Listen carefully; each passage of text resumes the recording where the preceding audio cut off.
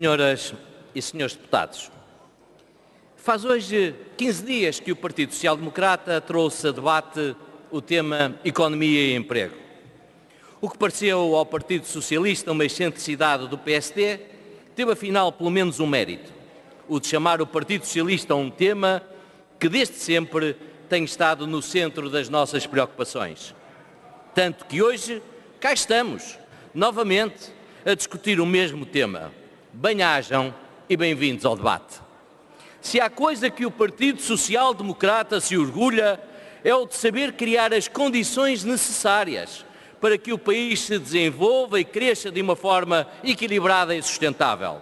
Não apenas quando as circunstâncias e os ventos estão de feição, mas também quando é preciso enfrentar conjunturas desfavoráveis e ultrapassar constrangimentos vários. Foi o que aconteceu nos últimos anos. Governamos num dos períodos mais difíceis da nossa história recente. Contudo, graças ao esforço e ao mérito dos trabalhadores e dos empresários portugueses, conseguimos dar a volta à crise. As empresas conseguiram inovar, souberam adaptar-se e lograram encontrar novos mercados. Não foi fácil, mas foi possível. Desde 2014, o país tem vindo a crescer. Tanto assim é que, se hoje o governo socialista tem resultados positivos para apresentar aos portugueses, sabe bem que está a beneficiar de uma trajetória de crescimento económico anteriormente iniciada.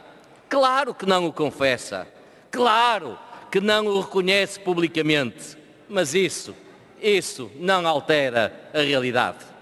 O Partido Social Democrata tem obra feita em matéria de inovação e de modernização económica. No anterior governo, trabalhamos para recuperar o país da descredibilidade externa e da descrença interna.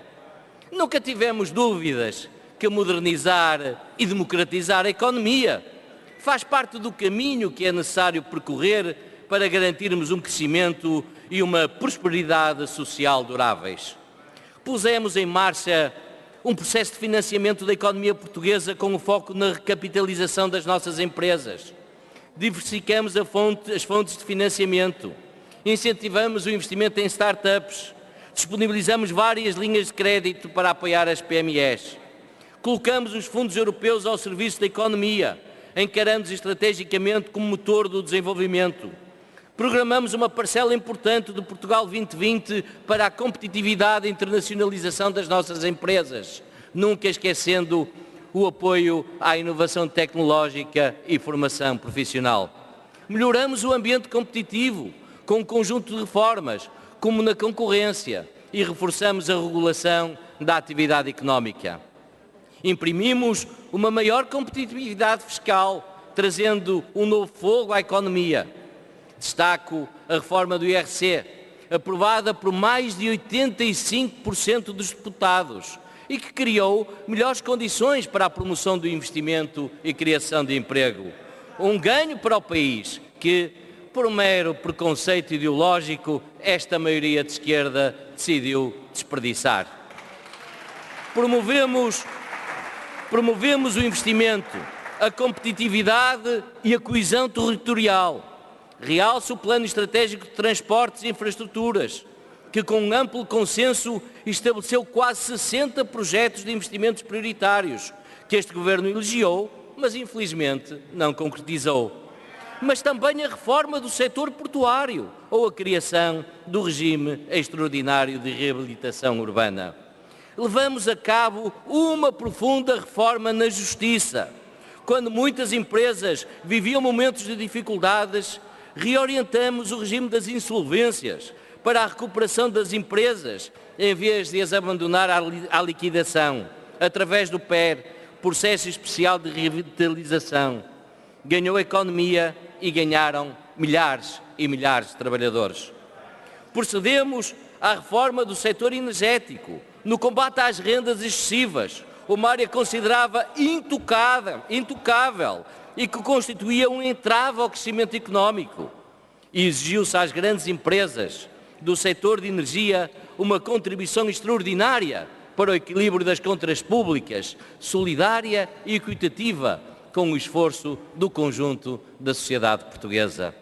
Lançamos as bases de uma reforma de ordenamento do território, de que hoje tanto se fala pela pior das razões, que passou, entre outras medidas, por uma nova lei de bases da política dos solos, do ordenamento do território e do urbanismo e no novo regime jurídico dos instrumentos de gestão territorial. Em todo este percurso, jamais esquecemos a nossa matriz social-democrata e por isso não deixamos para trás os nossos concidadãos socialmente mais frágeis. Pela primeira vez em Portugal, na história dos fundos europeus, criamos um programa operacional especificamente vocacionado para a inclusão social e para o emprego. Senhor Presidente, senhoras e senhores deputados, o país respondeu de forma exemplar e meritória a estes desafios e a este novo impulso reformista dos últimos anos. O país recuperou e retomou o caminho do crescimento. Mas sejamos realistas. O país podia estar hoje a crescer muito mais e a beneficiar muito mais. Podia crescer mais se não tivéssemos um governo socialista capturado por uma maioria de esquerda que é avessa a uma economia social de mercado. Mas também podia crescer mais se as muitas propostas do PSD que têm sido apresentadas ao longo do tempo encontrassem da parte de outros partidos um maior acolhimento. Basta lembrar o destino de mais de 3 dezenas de medidas que o Partido Social Democrata apresentou nestes 2 anos e meio de legislatura, no âmbito da qualificação dos portugueses, da inovação da economia ou da capitalização das empresas. O Partido Socialista não tem tido, nestas matérias, como em muitas outras, qualquer tipo de disponibilidade para o consenso que tanto apregoa, mas pouco pratica. Senhor Presidente, senhoras e senhores deputados, é do futuro do país que o Partido Social Democrata fala, quando fala de modernizar a economia através da inovação, da tecnologia e da ciência. De um futuro melhor para os portugueses, um futuro com mais igualdade de oportunidades e mais oportunidades de crescimento. É fundamental aproveitar a boa conjuntura que existe no plano internacional e que tanto nos beneficia. É preciso canalizar os bons resultados que o país tem conseguido para o fortalecimento da nossa economia. Queremos uma economia virada para as inovações tecnológicas, a montante e a jusante, quer como criadora de novas soluções, quer como utilizadora e potenciadora das soluções que partilhamos enquanto players globais. Uma economia que tenha a capacidade de gerar mais postos de trabalho e mais bem remunerados. Não queremos uma economia assente em baixos salários, que os baixos níveis de qualificação sempre arrastam. Não queremos uma economia que cresça à custa dos trabalhadores, mas antes trabalhadores que cresçam com a economia. Por isso, temos que apostar permanentemente na qualificação dos trabalhadores portugueses e na renovação contínua das suas competências. Queremos uma economia que saiba aproveitar plenamente o inestimável capital das nossas universidades e institutos politécnicos, dos nossos cientistas e investigadores, dos nossos criativos e inovadores. Durante muitas décadas, houve um fosso entre as universidades e as empresas. A situação tem-se invertido com os últimos governos e os dois mundos têm-se aproximado. Mas agora é preciso ir mais longe. Já não basta aproximar. É preciso cruzar e interligar estes dois mundos de uma forma definitiva. Um tem que ser a extensão do outro. Um tem que puxar pelo outro. Este cruzamento, esta interligação entre o mundo empresarial e o universo universitário e científico tem que ser verdadeiramente simbiótico, seja em termos operacionais, seja em termos de objetivos e de resultados. Ao falar de futuro, falamos também de uma economia que sabe recuperar, reintegrar o nosso traço genético enquanto nação, que é o mar. É todo um oceano de riqueza e de potencial que continua subaproveitado e desvalorizado. O tema é vasto, como o próprio mar, e merece ser tratado com toda a atenção. O alargamento da nossa plataforma continental constitui, por si só, um património, um ativo que urge pensar como vamos explorar e proteger. O que pensa e o que faz o Governo nesta matéria? Ninguém sabe. Finalmente falamos de uma economia que promova a confiança dos agentes, uma economia alicerçada na estabilidade fiscal e na estabilidade da legislação laboral. Uma economia que chama, que atrai, e não uma economia que afasta e repela. Atirar pela janela fora um capital de confiança que se construiu com esforço, ouvindo os agentes e harmonizando posições, é um crime económico. Senhor Presidente, senhores deputados, estamos todos de acordo que o tema que hoje aqui discutimos é muito importante, isso é indiscutível.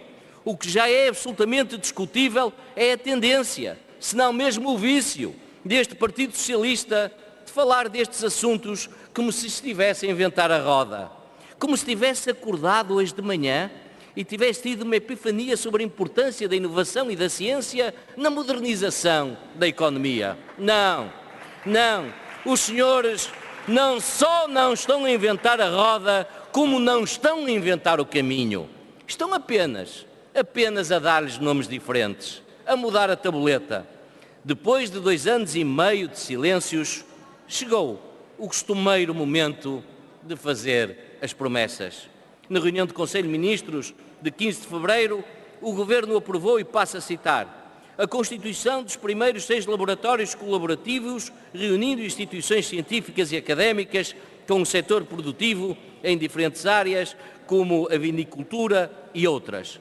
Ora, acontece que já em 2014 e 2015 tinham sido lançados os chamados Centros de Excelência, promovendo parcerias entre empresas e as universidades do interior do país. Como se vê, por este simples exemplo, a roda já vem de trás e o caminho já estava aberto. O importante é que não nos desviemos dele. E também em relação a isso, temos muitas dúvidas. Porque este é o momento certo. Temos os empreendedores certos, as universidades certas, os investigadores certos. Só não temos mesmo é o governo certo. Este é o governo apoiado por partidos que defendem uma economia estatizada ou estatizante. Partidos que são declaradamente contra a economia de mercado. Partidos que desconfiam da livre iniciativa. Profundamente conservadores, sem capacidade de mudança. E sem mudança, senhores deputados, nada feito. Dito.